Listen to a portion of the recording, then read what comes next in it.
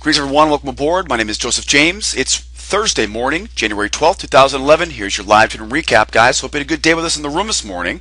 Let's get right into it. Most important thing that happened today. Now, guys, if you came out this morning at 7:45, I want to thank you all for joining me today. I jammed my charts up at 7 a.m. I spent the first half an hour of the market this morning figuring out how to get them put back together, and I want to thank you all for your patience this morning. I know many of you guys showed up this morning to blank screens, and of course, we're usually ready for you guys at 7:45 this morning, but I want to thank you guys for your patience today. As you guys know, we just transitioned over to Ninja 7, and Ninja 7 has some new things about it that, well, I hadn't learned yet. Jammed my charts up this morning, had to put them back together, and again, I want to thank you guys for your patience this morning. Now, the good news is that I figured out today why it jammed up. Right? And we put a video out this afternoon about the trend lines, and guys, using that trend line function on NinjaTrader, guys, be careful with range charts because, boy, they certainly jammed me up pretty good this morning. And again, I want to thank you all for your patience and for sticking it with me this morning, right? We made it through it, and we had a great day in the room. Took some time to get started, though, didn't it? And we had a pretty choppy day today. So, again, thank you guys for your patience this morning. How'd the day look today? Well, it was a pretty slow day at the open, right? Now, I thought for sure we would see some more volume after 8:30 news this morning. We had jobless claims today, and then we had nat gas at 10:30. But that wasn't the case. After the 8:30 open, still no volume. And so we assume now is we've got a 1 o'clock, right? Bernanke speaks at 1 o'clock today. We've got tomorrow 8:30 news, 9:55 news, 10:30 news, right? We get industrial production, retail sales, consumer confidence tomorrow morning, right? Consumer prices. So we got lots of important news tomorrow morning, Friday morning, and I think that's what people are waiting around for right now, right? So low volume this morning. We've seen low volume all week this week, and I think a lot of it is that combination of the transitional week and the news that's all kind of waiting for the news tomorrow. Right now, how'd the markets look? Dollar was dropping. Now, the dollar has been a real challenge lately, hasn't it? The last week or so has been a challenge in the dollar because the dollar has had some direction to it. But boy, it's been chopping down. Very, very difficult to use that dollar the way the price action's been the past couple days. The biggest thing to worry about, though, is the volume. With low volume, you're not going to see a consistent correlation to the dollar, and we talked about that a number of times today in the room. Different ways or different scenarios where the dollar index correlation may not be the best time to use it. We saw a price channel on gold. Gold was a big winner for us. We made most of our money on gold today.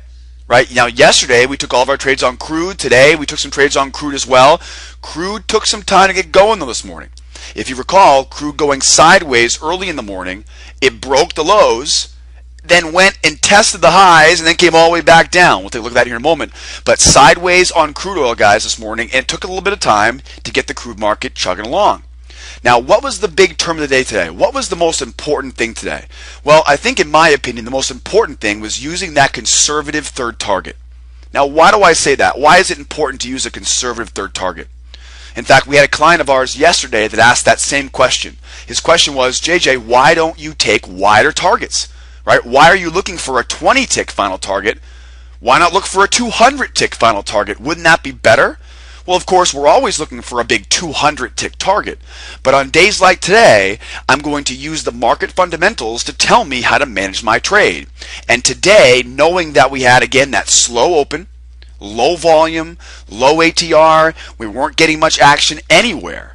So needless to say, I wasn't expecting to see any big explosive moves.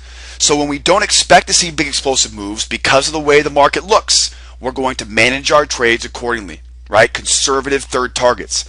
See, if I would have tried to get a 200 tick final target today, I would have ended up missing that final target and getting stopped out. Right? You're not going to make as much money that way. So the bottom line is that the key to our success today, because we had the biggest day of 2011 today, didn't feel like it though because it was real choppy sideways ranges. But today was our biggest day of the year so far. I know, it's only the 12th, right? It's not really that, the 13th, I should say, right? We're not that far into the year so far. But still, pretty big day today, and it came from making sure we filled those final third targets.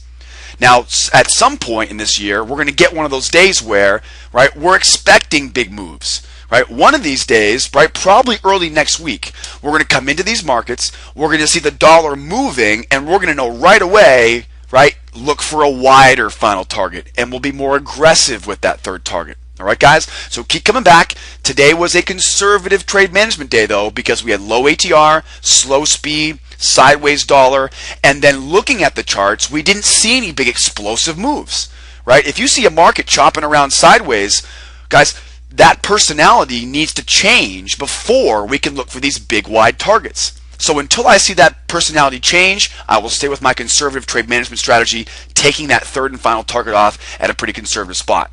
Now take a look here, guys, and you can see what I'm talking about. Right, you can see here the value of these third and final targets. So how about you today? As you can see, lots of trades today, right? 2, 4, 6, 8, 10, 12, 14 trades. Now, why did we take 14 trades today and we only took 6 trades yesterday? What was the difference? Well, what happened today was, and we'll show you guys in a moment here, but what happened today was we had the dollar index, right, chopping around, and a choppy dollar will mean choppy everything else. So a lot of these trades, I actually took 2 trades just to get one of them to work, right? The first trade sets up, pattern sets up, rules line up, we see the big buyers, big sellers to confirm the entry, I take the trade, and it goes nowhere, right? How many times did that happen today? A couple times today, right? Then we see speed pick up, right? Then we see another potential re-entry here, and the re-entry was the winner. So a number of times today, I took 2 back-to-back trades. The first one was a scratch, right? First one was a small winner or a small scratch trade. Then the second trade, a minute or 2 later, finally they get it right, and the trade works out. So in all reality, this is really probably closer to 6 to 8 patterns, right? But of course, you're seeing 14 trades because, again, a lot of this choppy price action, it qualified us to get into the trade, but then of course didn't go anywhere. We get stopped out, right? We move our stops up, right? Get all the risk out of the trade, get out of the trade for a scratch, and then a moment or 2 later, then we'll get the move to happen. So we get back in and we jump in the trade for a winning trade. So you can see here, that's where a lot of the excessive trades came from. Now, 14 trades not that bad, all right? If this was 25 or 30 trades, I'd be pretty concerned. But as you can see, though, our numbers line up pretty well here. 294 ticks, right? 14 trades, not bad at all. All right, guys, your commissions won't eat up at any of this profit at all, so you're fine there. 65.10 for the week now, so 29.40 today, right? Our biggest day of the year. Didn't feel like it because, again, it was a pretty choppy, pretty frustrating early to the morning, right? Early morning price action. It got better as the day went on, but still, it was pretty frustrating early in the morning this morning.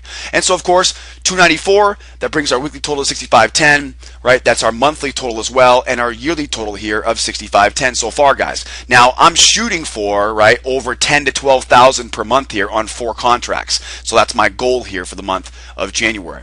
Now, as you can see here, we did $44,000 in November, $20,000 in December. So we're expecting to make a little bit more than 10 grand a month, but that's what the goal I'm shooting for.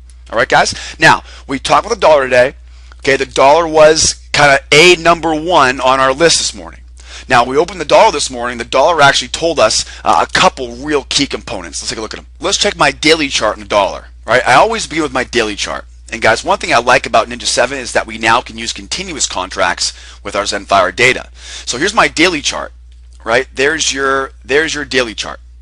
Now, my daily chart, I usually load up 730 days of daily data. That's 2 years, right? Now, you might need more than that, but that's usually what I'll use.